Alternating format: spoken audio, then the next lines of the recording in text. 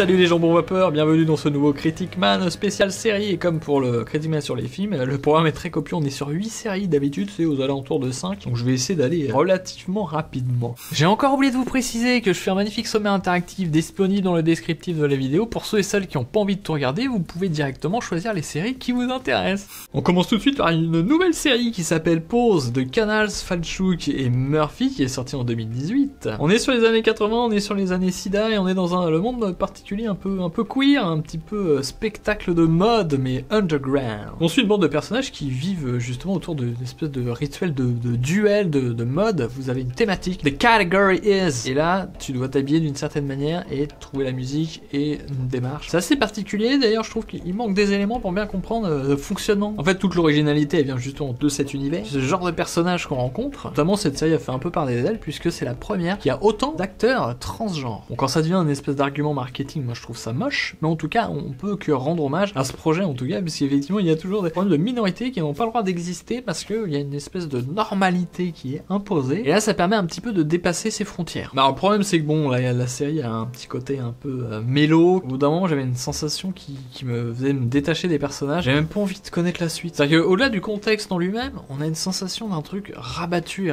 dans les relations entre les personnages. Que la problématique, ce qui sépare les gens, ce soit le fait d'être homosexuel ou d'être transgenre, finalement ça pourrait remplacer une autre problématique si vous voulez. Donc il y a une sensation un peu de truc de cousu de fil blanc, et pendant que tu regardes, tu te dis tiens, je pense que pour relancer l'intérêt, il y a un personnage qui va mourir, eux ils vont s'embrouiller, eux ils vont se rabibocher, je sais pas quoi. Il y a quelque chose de très factice qui m'a fait abandonner avant la fin, ce qui ne m'arrive jamais. Malgré une démarche qu'on peut louer, une étoile, hein. Je ne la recommande pas du tout. Ensuite j'ai regardé Inside Number 9 saison 2 de Stevie Pemberton et Reese Shearsmith qui est sorti en 2015. Alors je vous en avais déjà parlé justement de Inside Number 9, cette série anthologique, donc à chaque fois une histoire différente, qui reprend un peu ce principe, vous savez, des contes de la crypte où il y a une espèce de retournement de fin et on se rend compte que la situation n'est pas celle qu'on imagine. Mais là par contre on n'est pas spécialement dans l'horreur, en dehors du dernier épisode de la saison qui est à chaque fois justement dans un contexte horrifique. Et justement je vous avais dit que je trouvais qu'il y a des choses qui fonctionnaient pas toujours, que finalement le seul intérêt c'était un peu cette chute et que parfois elle était un peu factice. Et je voulais quand même tester justement sur une deuxième saison parce que selon les épisodes ça fonctionnait plus ou moins bien. Et finalement c'est pas mieux au niveau de l'écriture, je trouve, presque pire. Il y a moins d'épisodes que j'ai aimé, pourtant il y en a pas beaucoup. Tu sais, t'as ce moment, tu te dis qu'est-ce qui va se passer, en fait t'attends, il y a un peu cette sensation d'attendre la chute, et que pendant l'épisode c'est pas forcément toujours passionnant, pas parce que c'est inintéressant, et parce que justement il y a cette espèce d'effet de chute. En tout cas moi ça m'affecte de cette manière là, j'ai du mal à m'attacher, et puis comme on change d'histoire, d'univers à chaque fois, il y a un truc hyper artificiel. T'as là cette fameuse chute et tu fais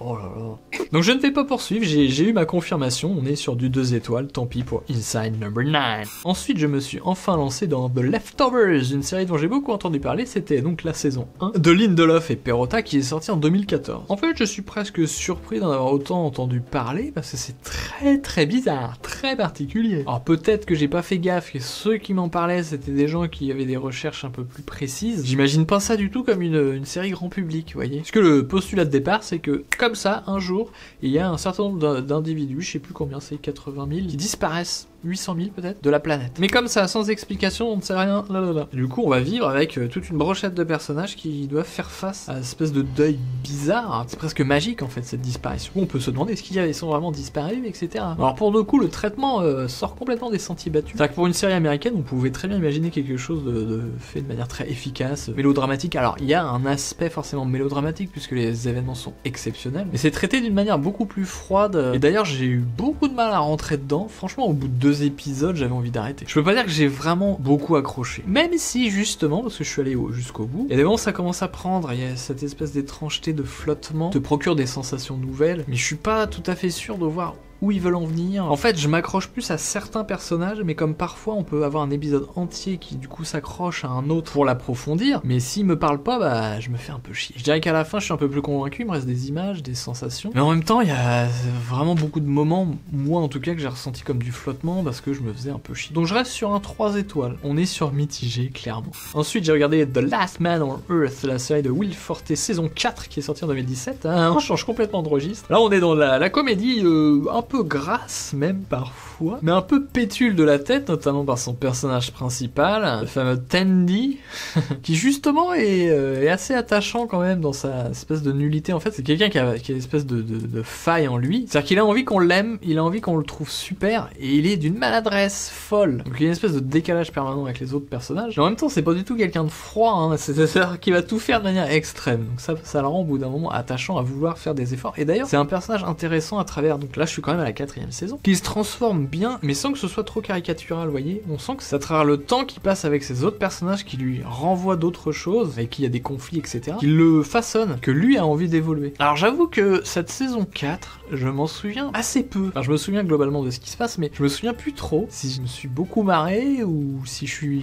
moyen. Je l'ai maté début septembre, mine de rien. Ah bah oui, cette fameuse pause, ça a fait un bordel. De toute façon, c'est une série que j'ai jamais trouvée incroyable, mais il y a quelque chose d'assez particulier dedans qui me pousse à aller voir, parce que il y a des moments où je trouve un peu gênant, un peu lourdingue, ou justement un peu trop mélo, vous voyez ce truc un peu facile à l'américaine, là. Espèce de bon sentiment un peu forcé. Mais en même temps, parfois, quand ils en font un peu moins, bah même sur le plan émotionnel, il y a des choses qui se passent qui sont assez chouettes. Donc ça qui est assez marrant quand même. C'est une œuvre qui a plein de facettes. J'ai l'impression d'ailleurs qu'elle se bagarre avec elle-même à essayer de savoir exactement ce qu'elle est. Est-ce qu'on va à fond dans le délire, dans les blagues? Est-ce qu'on essaie de raconter un petit peu des choses? Parce qu'au bout d'un moment, on a quand même créé des personnages, il y a des histoires entre eux, etc. Globalement, j'ai quand même le souvenir d'avoir passé un bon moment. Son intérêt, il vient peut-être de ça, d'être entre plusieurs choses. Tiraillement, ouais, des choses pas toujours réussies, abouties, mais une petite tonalité intéressante quand même. Donc ça reste sur un 3 étoiles et de toute façon, elle est annulée jusqu'à nouvel ordre. Il n'y aura pas de saison 5. C'est aussi l'avantage, si vous ne connaissez pas, que vous avez envie de tester, bah il n'y a que 4 saisons à rattraper. Ensuite, j'ai regardé Star Trek Original 1968 de Gene Roddenberry, la 3e et dernière saison canonique de Star Trek, la toute première, celle qu'on connaît avec les costumes en tissu, là, très kitschoun. Je vous en avais déjà parlé, j'avais été extrêmement surpris finalement de la qualité de la série, j'avais peur de me faire chier comme un rat, je voulais regarder au moins la première saison. Et même si, bien entendu, ça a extrêmement vieilli sur plein d'éléments et qu'il y a toujours ce côté très kitsch, bah il y a aussi une qualité d'écriture qui fait qu'il n'y a pas beaucoup d'effets pour pouvoir faire du space opéra, du coup on est obligé de créer des situations et à chaque fois on arrive plus ou moins, ça dépend quand même des épisodes, mais à parler de l'humain. Quelle est la place de l'humain dans l'univers, mais donc réflexion un petit peu supérieure au-delà de l'aventure, etc. Alors je veux dire quand même sur cette saison 3, peut-être pour ça qu'ils ont arrêté d'ailleurs, ça s'essouffle un peu, je trouve qu'il y a presque trop d'épisodes encore. Bon, ça y avoir une redondance, c'est une routine à avoir un certain type d'épisode. Celui où il y a une menace qui est amenée ou qui apparaît dans le vaisseau, celui où il y en a un qui se retrouve bloqué sur une autre planète et ils peuvent pas le contacter. Il y a vraiment peut-être 3-4 types d'épisodes. Donc là ça commençait un petit peu à me fatiguer, c'est pour ça qu'elle aura ses 3 étoiles, mais que la 1 et la 2 je lui mettrais bien 4. Donc si vous n'avez jamais testé, vous êtes curieux de savoir vraiment Star Trek comment c'est, je vous conseille d'aller mater. Mais suite à cette série originale, il y a eu une série de films avant de refaire des séries et je vais pouvoir m'attaquer aux films, donc vous allez en entendre parler sûrement dans Critic Man Film. Ensuite j'ai regardé Monstres et Merveilles de Jim Henson, sorti en 1988. Ah oui, on reste sur le old school là. C'est une série que je connaissais très vaguement et en fait j'en ai réentendu parler dans le podcast ABCD. Ce sont des parents geeks, pour faire très simple, qui vont justement parler de leur façon de voir un peu la culture geek et comment ils la transmettent à leurs gamins. Il y avait Erwan Cario en invité et c'est lui qui en a reparlé justement. Je suis allé voir une vidéo et j'ai retrouvé le générique de début avec le chien et l'anneau. Pour ceux qui connaissent, ça peut vous rappeler des choses et j'ai fait putain mais attendez, je connais ça. C'est donc une série de contes, vous avez à chaque fois un narrateur, d'ailleurs en anglais ça s'appelle The Storyteller, incarné par John Hurt, l'excellent John Hurt. Et c'est un mélange de contes d'un peu partout et au début d'ailleurs ils vous mettent à chaque fois contes allemands du tel siècle, etc. Et c'est assez marrant, savoureux de découvrir des contes qui ne sont pas, vous savez, retransformés avec la patine Disney où on élude tout ce qui est un petit peu malsain entre guillemets, en fait ce qui est humain quelque part. Ils ont créé cette espèce de petite soupe divertissante et gentille. Là non, là on a des situations de merde avec des gamins qui se retrouvent sans faire exprès, ouais, qui a un acte qui a des conséquences dramatiques où son frère se fait buter et après ils doivent faire avec ces conséquences là. Les gens qui se font transformer, des malédictions qui durent des siècles et tout. Ça c'est très chouette, ça a un petit peu vieilli même si ce n'est pas du CGI bien entendu, il y a beaucoup d'animaux érotiques, de marionnettes, etc. Et ça donne une patine qui est toujours sympa. Alors c'est peut-être aussi parce qu'on n'a pas de version Blu-ray restaurée qui justement enlèverait, vous voyez, il y a peut-être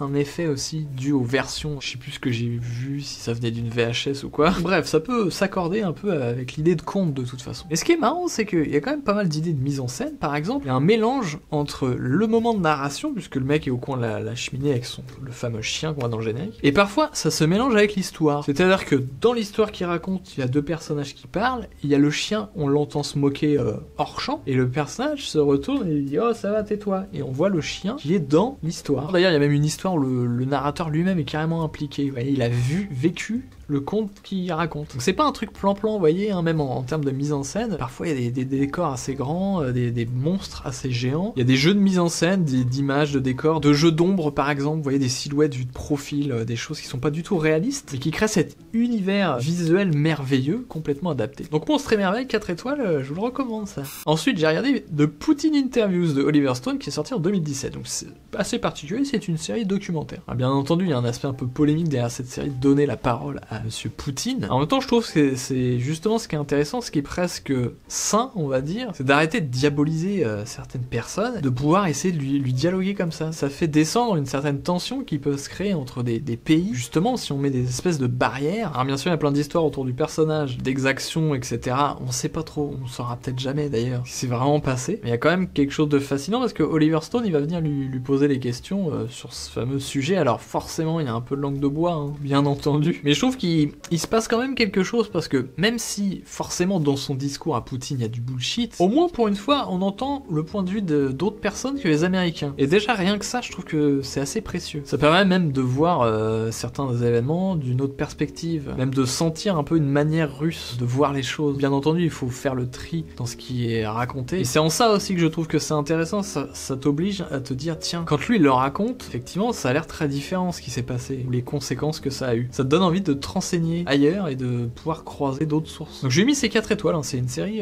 je trouve qui mérite d'être vue. Ça dure que 4 heures, donc ça vaut le coup d'aller jeter un œil, ça va pas vous prendre beaucoup de temps. Et on va se finir avec Adventure Time, c'est beaucoup plus léger, de Pen and World, c'est la 7ème saison que j'ai matée, qui est sortie en 2015. Ah là là, Adventure Time, ça fait partie de ces séries, donc c'est de l'animation, on peut se dire est-ce que c'est pour les gamins ou pas, c'est très coloré, le héros c'est un petit gosse. En même temps je veux pas que mon enfant voit ça, parce que c'est complètement hystérique et sous acide, je sais pas si ça fait du bien à un enfant. Mais en tout cas c'est tout à fait destiné aussi à des adultes. Suis-je vraiment un adulte? Parce que dessin animé ne veut pas dire enfant. Et puis c'est complètement craqué, je pense qu'il y a pas mal de blagues ou de références même qui ont passé complètement au-dessus de la tête d'un enfant. C'est pas du tout une série naïve. Ils arrivent toujours à toucher des choses, je trouve, dans les histoires, parce qu'il y a toute une ribambelle de personnages en dehors du gamin et de son chien. Vous avez des épisodes entiers où Finn et Jake ils sont même pas là, même s'il y a un aspect procédural, c'est-à-dire qu'il y a des épisodes qui fonctionnent tout seuls. C'est vraiment une série qui hybride avec le feuilletonesque, puisqu'il y a une évolution qui continue d'épisode en épisode et de saison en saison. Et il y a des vrais sujets qui sont traités, parce que le personnage, du coup, il y a une histoire avec son daron, ça c'est vraiment résolu dans la saison 6. Il y a toujours des conséquences, parce que de temps en temps il le mentionne, vous voyez. Et finalement, à côté de cet aspect hyper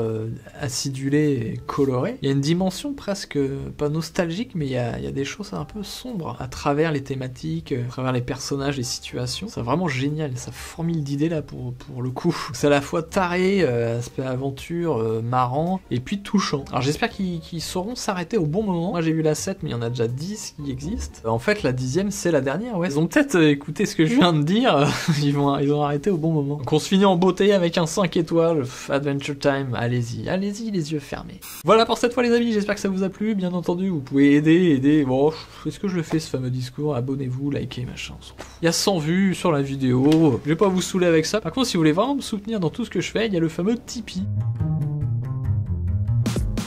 Avec ma fameuse formule préférée, vous faites un don de seulement 1€, mais mensualisé. Ça permet de construire des choses sur l'avenir, ouais. En tout cas, à très bientôt, et ça sera sûrement pour le Critic Man film. Bisous, bisous. Oh, et du bateau.